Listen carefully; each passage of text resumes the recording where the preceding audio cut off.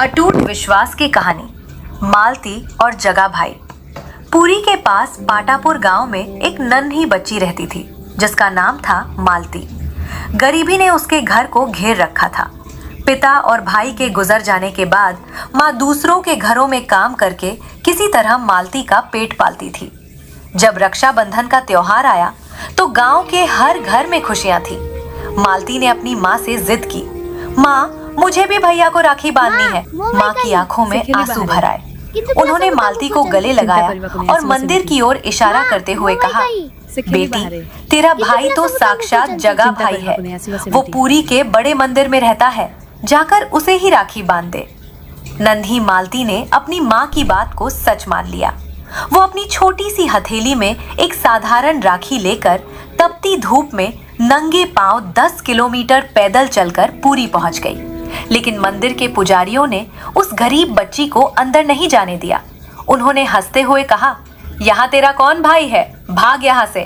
थकी हारी और भूखी मालती मंदिर के सिंहद्वार पर ही बैठकर रोने लगी और रोते रोते वहीं सो गई।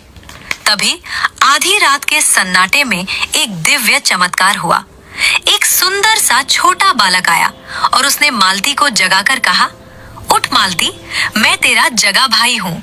देख, मैं अपनी बहन से राखी बंधवाने आया हूँ। मालती की खुशी का ठिकाना न रहा। उसने बड़े चाव से उस बालक की कलाई पर अपनी राखी बांध दी। जब मालती ने कहा कि उसे अकेले घर जाने में डर लग रहा है, तो उस बालक ने मुस्कुराते हुए कहा, तू चल, मैं तेरे ठीक पीछे पीछे चलूंगा। अगली सुबह जब मंदिर के पट खुले तो पुजारी दंग रह गए। रत्न सिंहासन पर बैठे भगवान जगन्नाथ की कलाई पर एक साधारण सी सूती राखी बंधी थी। पूरी नगरी में ये खबर फैल गई।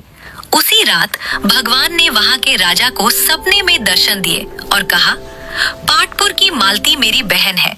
तुम सब ने उसे ठुकराया, इसलिए मुझे खुद द्वार पर जाकर उससे राखी बंधवानी पड़ी।